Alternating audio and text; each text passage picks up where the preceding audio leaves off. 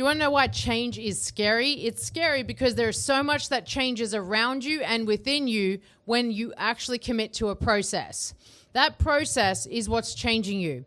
And there are a lot of changes that happen in that process that you may or may not be ready for or even anticipating, but here are the main changes that happen. So if you're going to go and take yourself on a fitness journey, you're going to try and get healthier, you're trying to get fitter, you're trying to get stronger, you're trying to get a little more committed. What is going to happen is as you develop these habits, you're going to start to see a little more worth in yourself. As you start to feel a bit more worthy, your confidence is going to rise. And then certain people around you that maybe don't match that confidence, that don't match that level of worth, they're going to start to try and tear you down. Because anyone around you that isn't on a journey, right? This is why it's so important to put yourself around people that are similar to you, right? Like the right environment.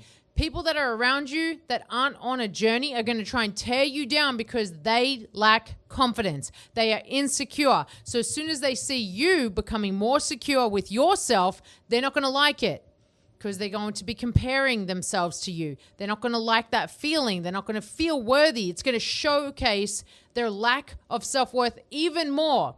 So their insecurity is going to come out even more. And that is going to be because you are on your journey, you're doing your thing, you're improving yourself. And unfortunately, that just makes other people uncomfortable. So putting yourself around the right people in the right room, that's going to be a game changer for you.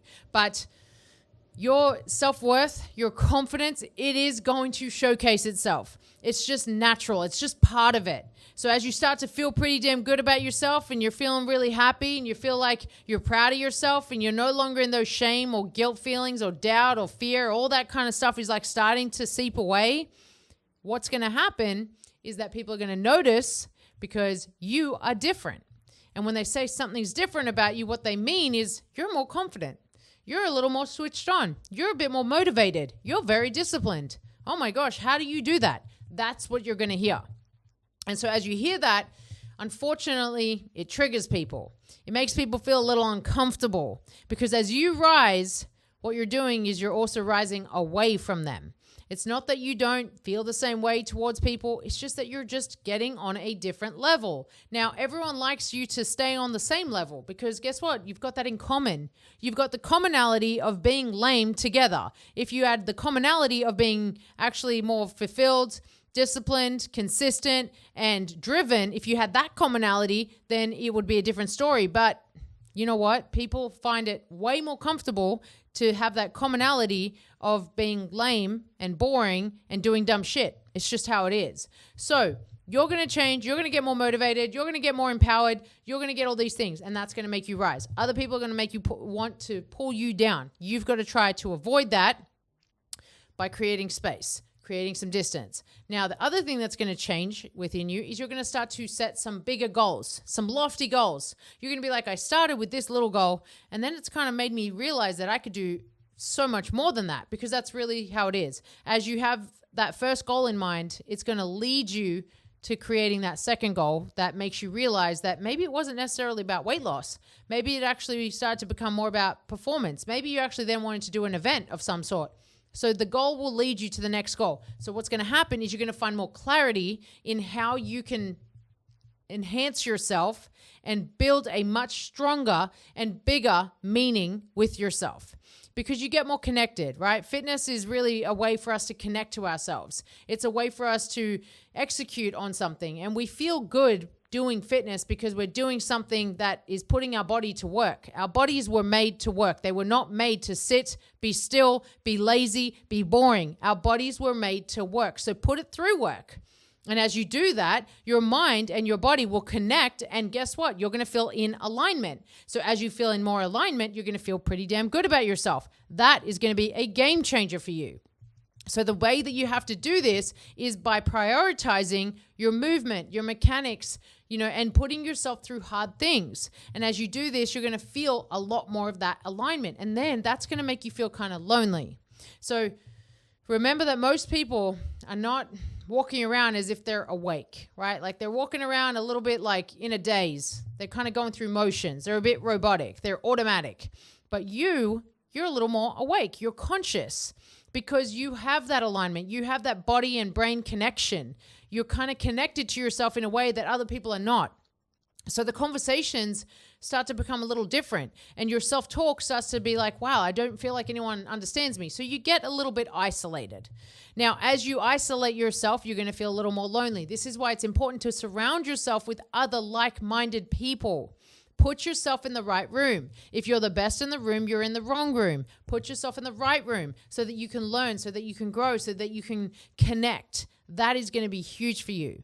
So once you have that, then the next thing is that you are going to get yourself to a point where opportunities are going to present themselves, and you are in a position, because you've changed, because you're more confident, that you have to make some decisions. Now, these are regression points. Understand that as you change, opportunity presents, and as opportunity presents, it's going to basically trigger your fear.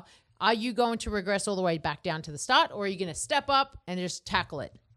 So you got to remember that as you're changing, you're really kind of getting constantly tested, because with every new level comes a new devil. So you really want to make sure that you're able to overcome that. So the next portion, unfortunately, is as you change, you may not necessarily change for the better at some point. So yes, you kind of like reach this place of empowerment and confidence and security. Now, the next place that someone goes to is either they're going to enhance that, right, and kind of come to a place of true fulfillment, or they're going to edge away and they're going to go to ego. And this is where someone becomes very vain. This is where someone becomes like too good for everybody. Their arrogance starts to get triggered, and they then think that they are the shit, but they're not the shit, right? Because no one is. And so you have to be careful that as you change, if you do become like that, unfortunately, you're going to lose a lot. You have to be mindful that you always stay humble, always stay modest, because at the end of the day, there's someone out there doing way better than you, looking better than you, feeling better than you, having more than you, every single thing. You are not at the top. None of us are. Not one person is at the top. So as soon as you act like you are, you will be torn down.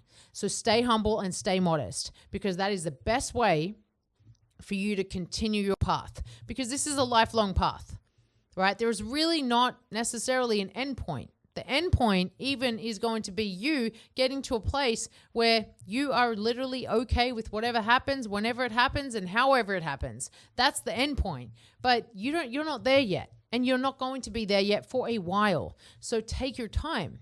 Take your time learning, take your time growing, take your time through every single part of the process, because change requires time, and it requires a lot of it. So the more time that you allow, the better you're going to be. So this is where you want to understand that as you change, you're going to become more confident.